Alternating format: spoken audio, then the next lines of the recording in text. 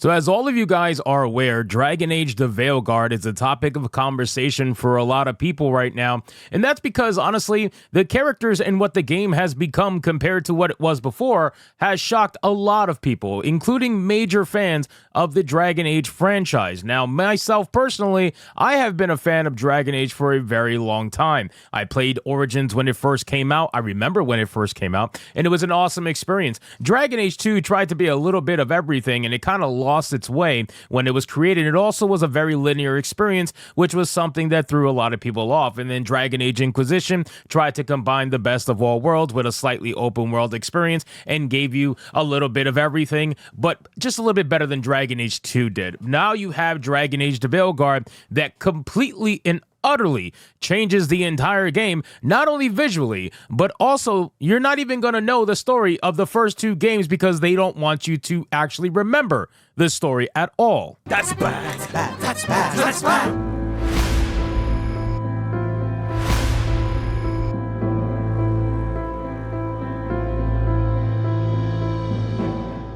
So with that entire contextual backstory that I just gave you, now it brings us to here, where the former Dragon Age lead writer admits that the Veilguard's art style leaves me cold after bashing gamers for criticizing the character designs. You know, it's funny how we know, you know, I know, they know, that ultimately they do agree with us. You can kind of see it in the way that they act and the way that they try to dance around direct questions regarding decisions made about Veilguard and the characters especially. There is nobody on this planet that is looking at this character right now and thinking, oh, yeah, these are the same Kunari as what was in Dragon Age 2. Yeah, for sure. For sure. These are the same exact Kunari. Like, nobody's thinking that, right? Looking at this character, it's very clear that the decisions made were obviously for the modern audience. So let's get into this article, guys, from That Park Plays. But of course, before we do, if you are new here, just consider hitting that subscribe button. I would greatly appreciate it, and like the video to push us out into that YouTube algorithm. So it says former Dragon Age lead writer David Gator admitted that the Dragon Age the Veilguard's art style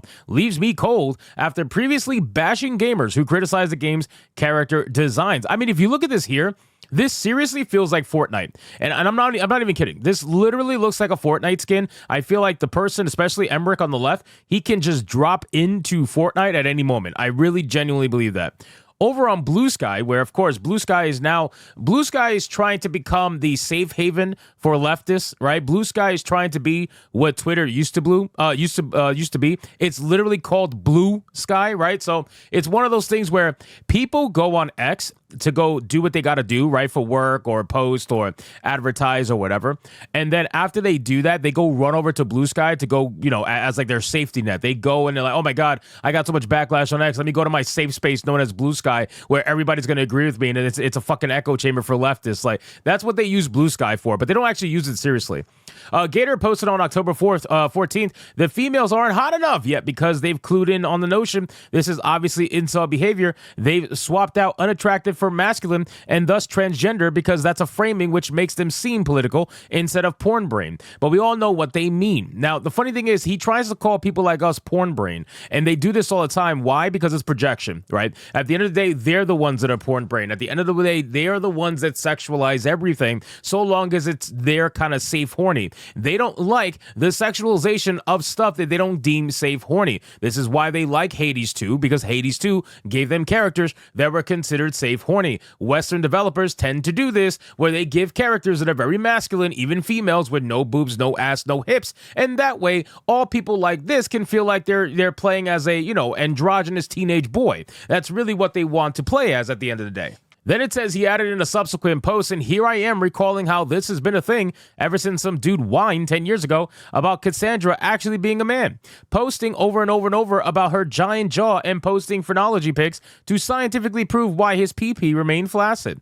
Again, this is a typical behavior from developers that have their heads in the sand, right? This is why I can never take these people seriously. You guys work for the public. You understand that, right? You guys are making video games for gamers. And it doesn't matter if you hate your client base, which very clearly you do. All of you do. You all hate actual real gamers.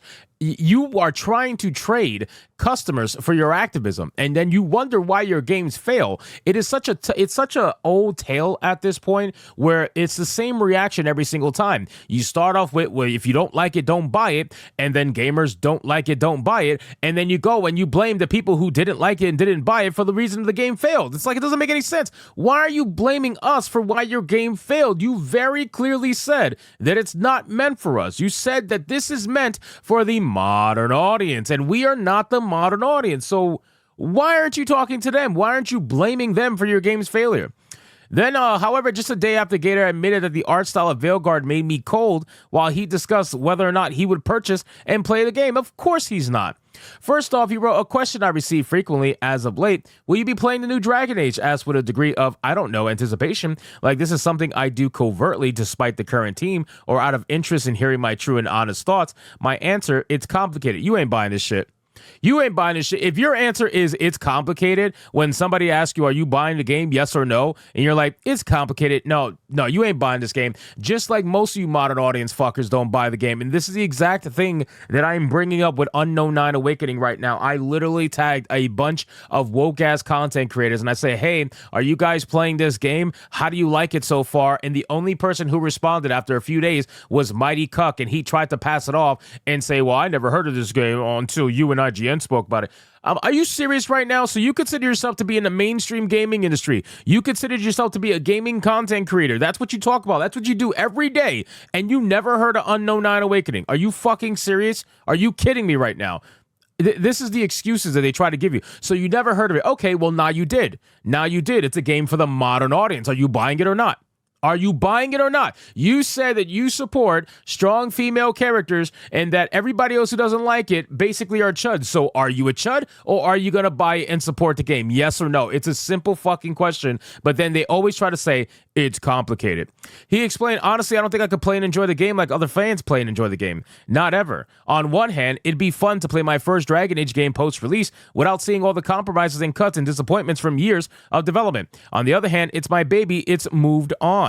He then admitted that the art style leaves him cold. Do I like everything I see? Not really. The art style leaves me a bit cold, but then the art style has changed with every Dragon Age, and as before, I'm sure I'll warm to it eventually.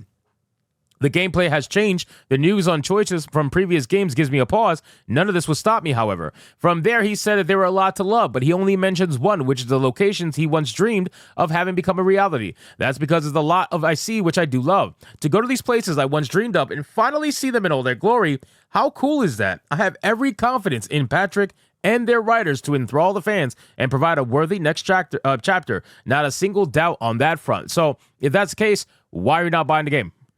Why are you not buying the game? Are you going to buy the game or not? Next, he admitted what would stop him from playing the game. So what would stop me? Ego, probably. If I love it, I know a selfish part of me will ache that I wasn't part of it. And if there are parts I don't love, a part of me will wonder how it might have been. So completely unfair to the team, not to mention ludicrous considering I've been away 8 years now. Listen, bro, the backstory is great. Thank you for your inner monologue. But are you buying the motherfucking game or are you not?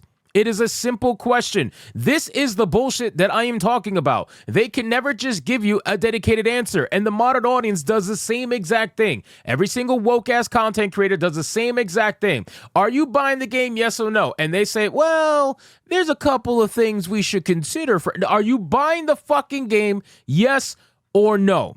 It's very clearly a no. So anyway, guys, thank you so much for watching this video. Hope you did enjoy it. If you did, consider leaving me a subscribe. I would greatly appreciate it. Don't forget to like the video, comment, let me know what you thought, and I'll see you guys on the next one. Hypnotic out.